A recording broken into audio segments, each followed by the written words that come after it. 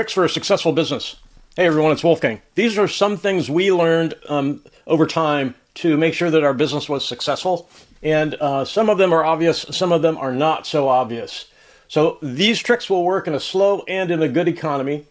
If you never get repeat business from customers, if you do not have 2 to 3 weeks of pre-bookings, of pre-booked customers, this is for you.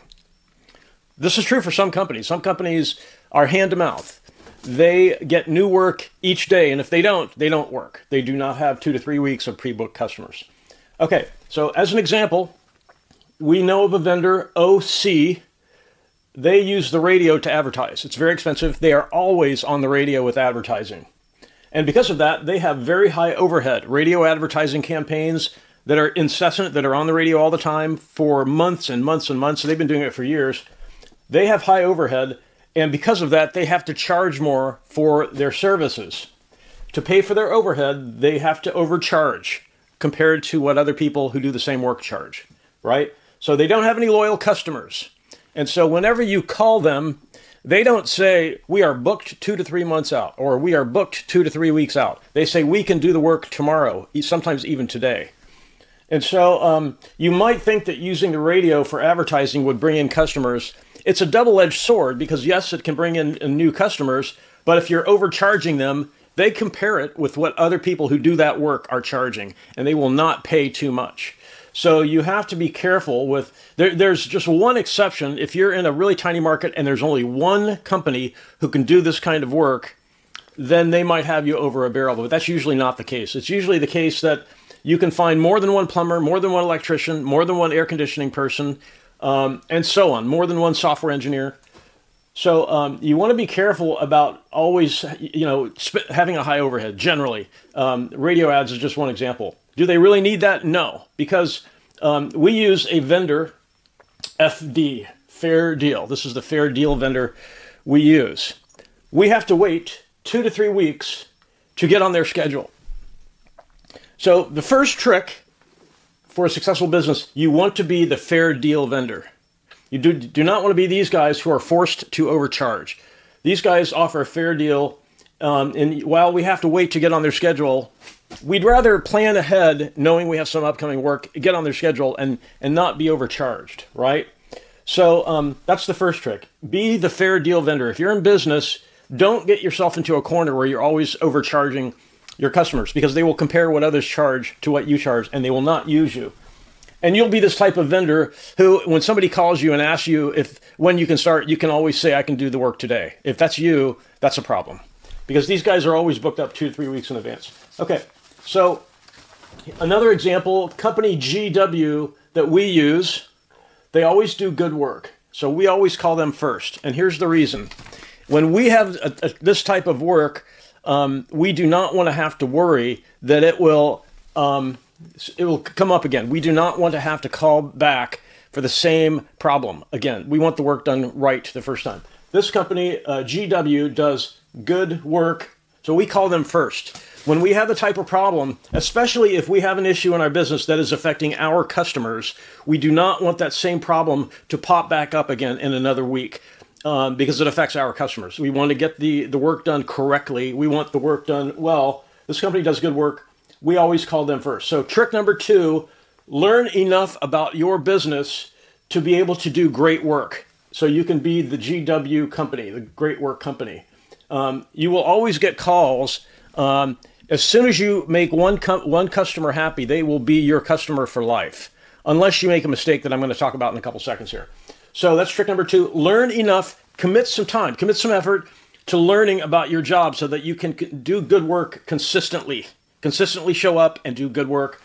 And these guys, we always call them first because we say to ourselves, if this problem in our business is affecting our customers, we don't want to fix this problem and then have it pop back up again in a week. Let's get it done right. We always call them first. So that's trick number 2. Okay, so here's another example. You might notice that some customers are using you a lot.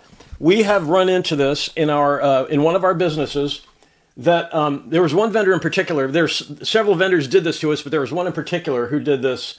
We were using this vendor a lot. We were calling this company to solve a problem for us. And we think they started noticing that, and they jacked up our prices. And we can compare what other companies charge very easily. And so we stopped using them. They jacked up prices on us, and we know for a fact some companies have this as part of their operating procedure. If a customer is using your business over and over again, raise their prices to get more money out of them. That is a mistake, because customers can compare what other companies charge, and they will not use you. They will abandon you. If you get lucky enough to have a loyal customer or a bunch of loyal customers, that's a huge benefit for a reason I'll explain in just a second here. So don't raise prices if you notice someone likes your business. Okay, so trick number 3, have a backlog.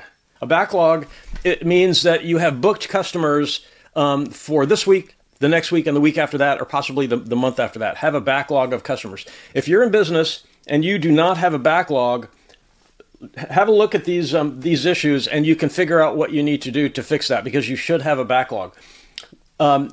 Customers should not be able to call you and then have you tell them, we can do the work today. If you're able to tell anyone who calls you, we can do the work today, you are in trouble. You have no backlog. You need a backlog to have a successful business, to be able to sleep at night.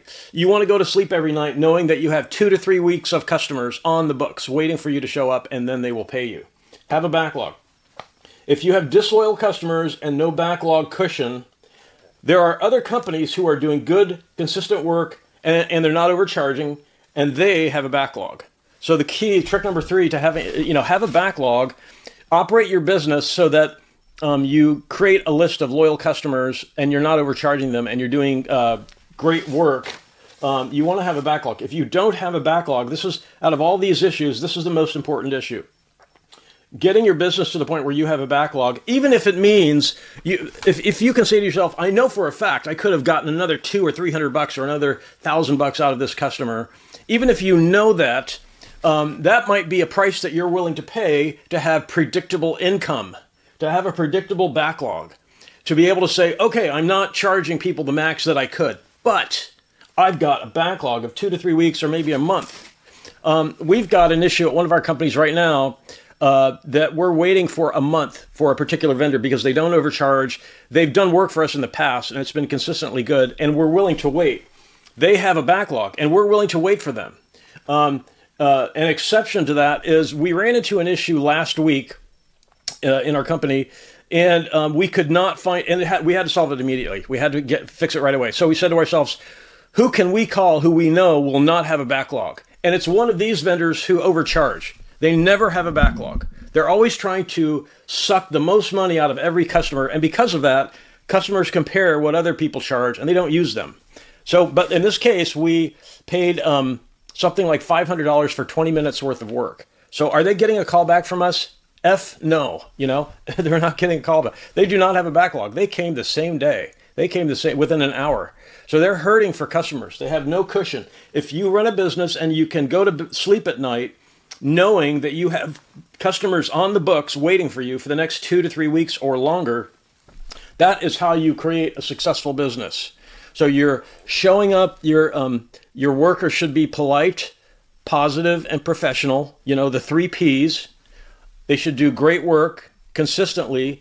They should show up on time and not overcharge. If you're charging too much, you're basically giving an incentive to your customers to shop around, and they will compare what others charge, and they will abandon you. So you don't want that. You want a backlog. You want a cushion. So I hope this helps. We run into this because we hire a lot of companies, a lot of vendors to do work for us, and we see these behavior patterns. And I have to tell you, the companies that we like are the companies that have a backlog. The reason is, if they have so many customers that they have a backlog, they're probably doing good work, and they're probably not overcharging, because people like having good work done, and they don't like they don't like being fleeced. Customers don't like being fleeced, and it's the lifetime value of a customer, the LTV of a customer.